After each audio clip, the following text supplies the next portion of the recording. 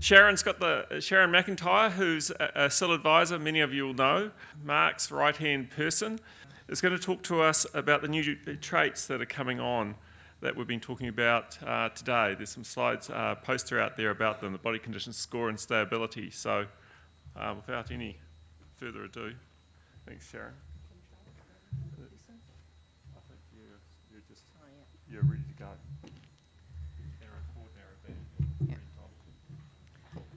Thank you, Graham. So what I'm presenting today is some of the new traits and changes that have recently been made in SIL. You've heard quite a lot about the body condition score already. So I'm presenting, but there's a huge team of work that goes behind these new traits, Ag Research, Abacus, everybody else, but we'll keep moving because time is short.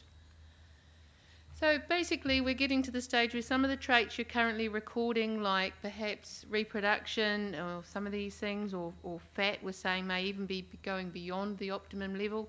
And so now we're starting to look at how we can fine-tune our sheep and some of the traits that we may be missing. Okay, so stability is a new research breeding value. We call them research breeding values because there's still some stuff we don't know about them, how people will use them. And they're not developed to the point where we have sub-indexes or included in indexes as yet. So basically, there's been a talk for a while about sheep lasting in flocks. People don't want to see them leaving early. And there's obviously a cost to buying in or rearing replacements. In theory, we have a ewe lamb that is selected to join the flock. She may or may not lamb as a hogget. She'll have a couple more lambings as a mixed age ewe till eventually she's an aged ewe and goes to the works. So in a flock situation, you know, that's the theory, she leaves as an old ewe. So we take out some of the ram lambs and some of those ewe lambs go on. But what we find is that there are a number of two-tooth ewes and mixed age ewes that leave the flock early in their lifetime. So they don't do the desired 4 lambings before, you know, we start making decisions on their future. So those ewes that leave as two-tooth after 1 or maybe 2 lambings, they're quite a significant cost on our system. So the stability is looking at, can we address that early wastage of ewes, and as a consequence we'll probably have, we will have ewes that last longer, more productive at their lifespan. But we're quite, the biggest cost is those ewes that only complete 1 or 2 lambings. So it's based currently on a ewe has to be selected into the flock as a two-tooth. She may or may not have lambed as a hogget. We do take that into account. And we're at the moment as a research breeding, because there's not that many flocks that have exit fates, we're basing it on whether there's a record on that ewe in that year. So she may have a preg scan, she may have a lambing record, she may have a body condition score. So that tells us that ewe was present at 2, 3, 4, 5, or 8, 9, 10 years of age from we know her birth year. But it's also really helpful because it says we don't have to wait till a ewe is 6, 7, 8 and leaves the flock till we get information on her productive life. If she made it to a second lambing, and we know that sire group, all his ewes made it, daughters made it to the second lambing, we're already getting some useful information compared to a ram whose daughters didn't all make it to the next lambing.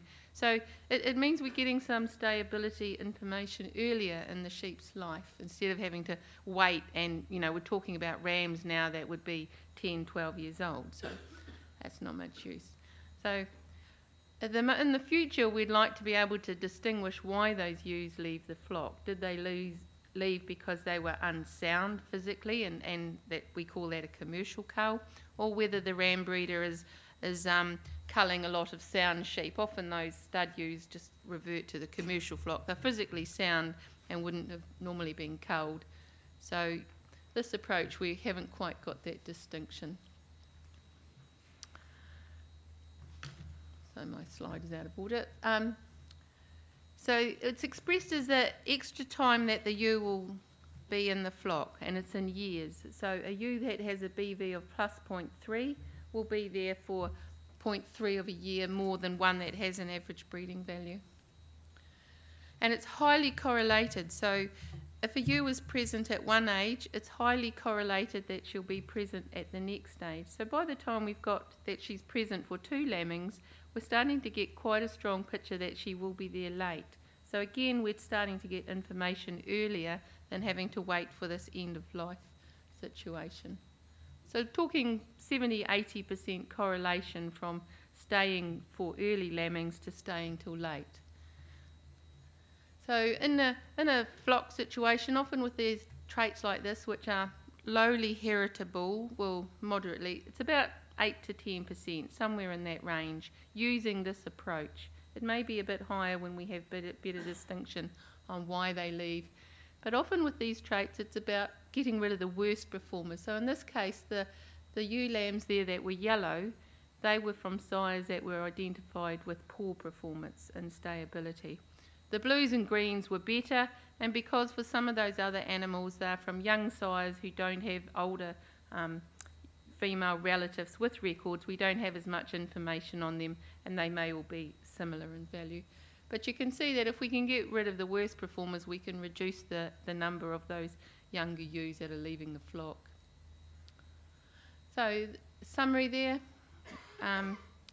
so we can get it early. The accuracy will vary depending on how many relatives and formative relatives we have on some animals. And flocks that have a lot of culling early, it may not be quite as relevant as flocks where they have ewes selected into the stud flock and then leave at a later age.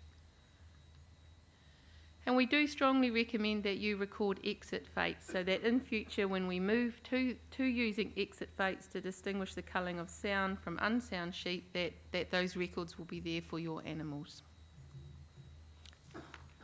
Okay, the next one is body condition score, and you've heard quite a lot about that, so to make some time we might whiz through.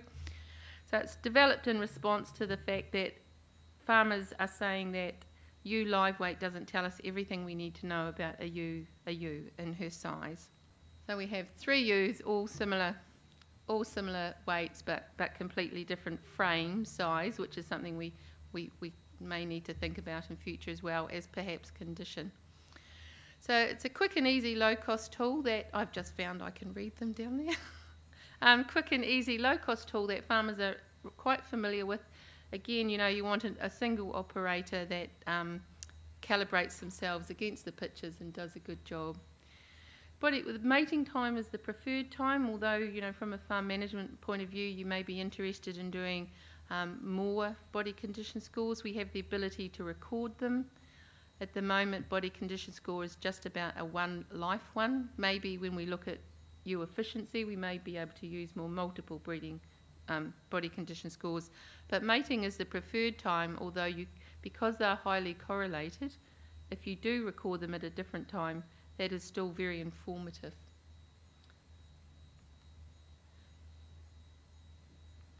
Whoops, so we go back. So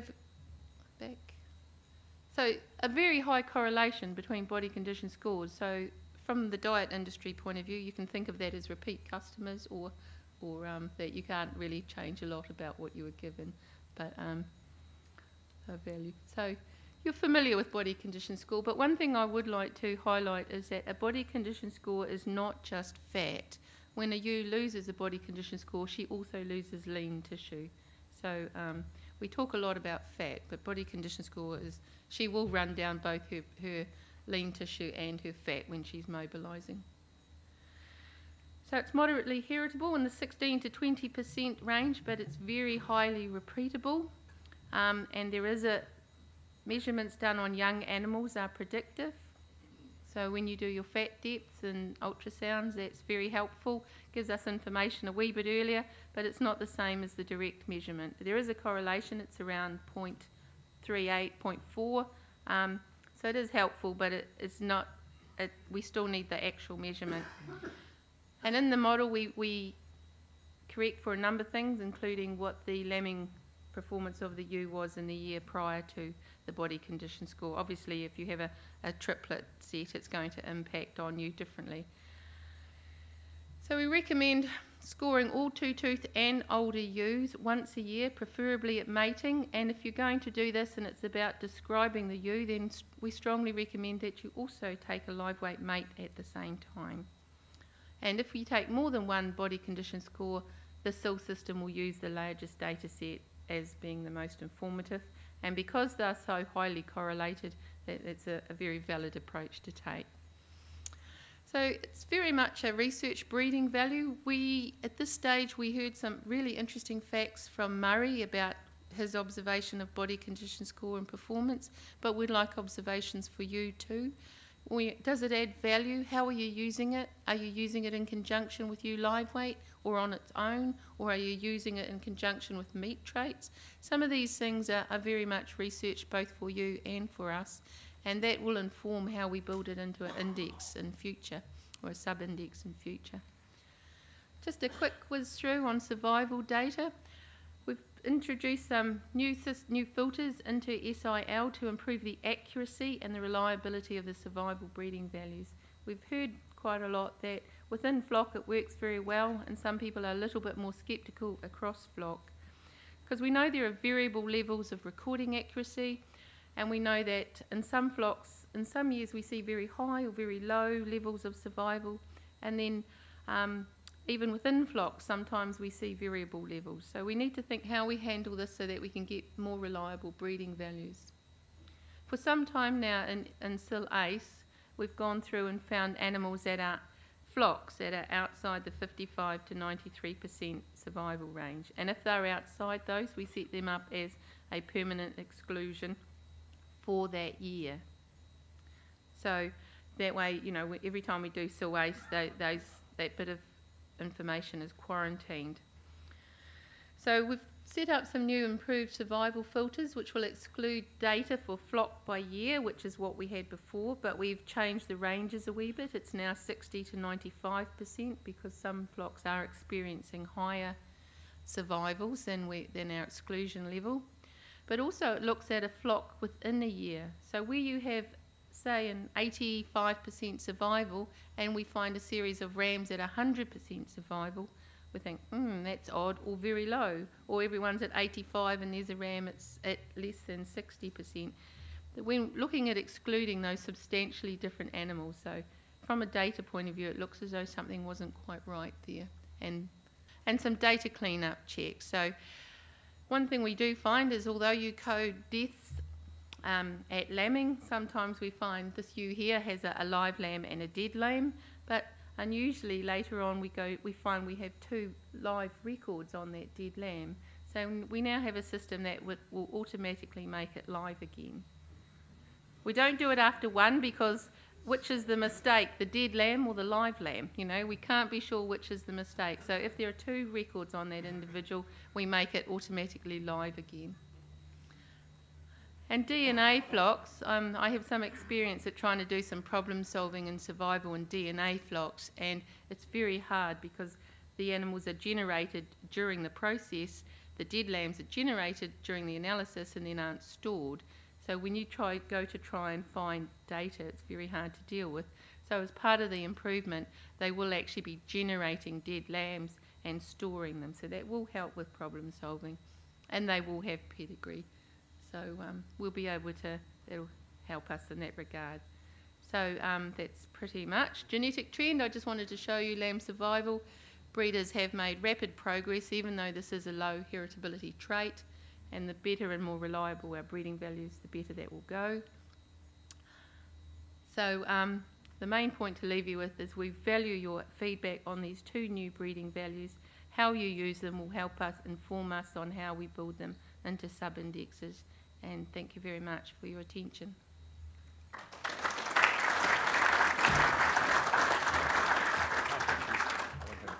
We've got time for a couple of questions.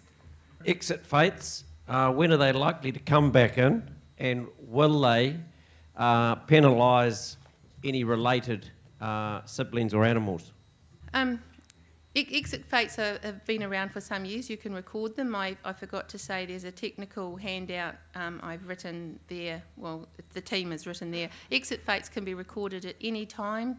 And yes, because of animal relationships, there will be an effect of relatives that exit. So it's a matter of, quality recording.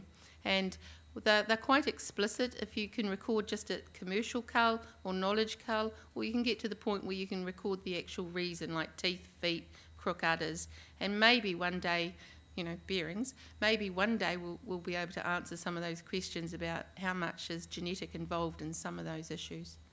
Hi Sharon, it's a very quick question. When are these things in place? Are the BVs in place now? Like, can we access them now? And Yes. when are the changes to the database happening, or have they happened? A little bit of both. The stayability breeding values and the body condition score breeding values are live now. I just get confirmation from Cheryl. Is that correct? We can report them. So on the system, you have to do some final testing for a week or so, and then they'll be live. Yeah. So there's a wee bit of testing to do, but it should be within the next month. They should be there. And in terms of the survival filtering, some of the changes have occurred, the ranges, but the overall things will be in probably next SIL ACE. Cheryl, what's the survival filtering timetable? Next SIL ACE should have the new ones in. So thank you very much.